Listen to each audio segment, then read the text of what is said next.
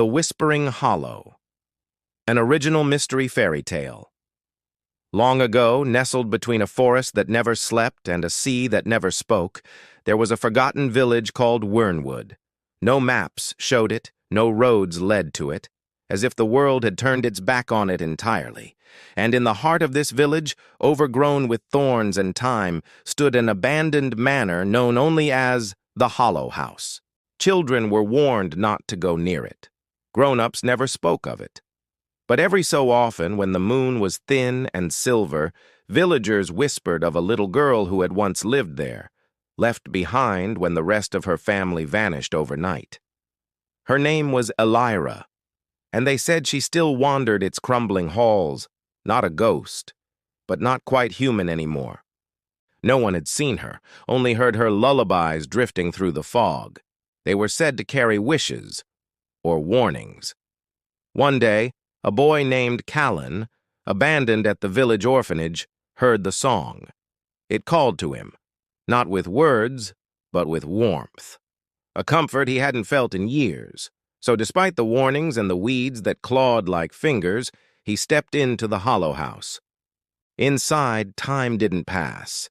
The dust hung like stars, and the air shimmered, as if the house itself breathed. Callen found a room with no windows, only mirrors, and in every reflection, he saw himself as he could have been, loved, held, chosen. And in the center of the room sat Elira, her eyes silver like moonlight. She looked no older than he was, yet the air around her was ancient. "You heard me," she whispered. "So few do." "Are you a ghost?" Callen asked. She shook her head. "I'm the echo of those forgotten, the stories no one finishes, the wishes never made. I stayed when they left, and so did this house." Elira reached out her hand. "If you stay, you'll never be alone again, but you'll never be known again either." Callen hesitated.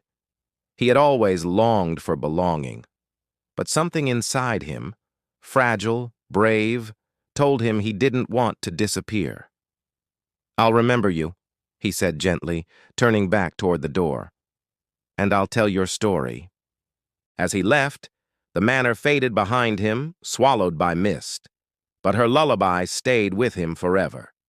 And from that day on, whenever someone felt alone or left behind, a soft melody would rise in the wind, and they would remember the Whispering Hollow and a girl named Elira who waited still, not to trap, but to be remembered.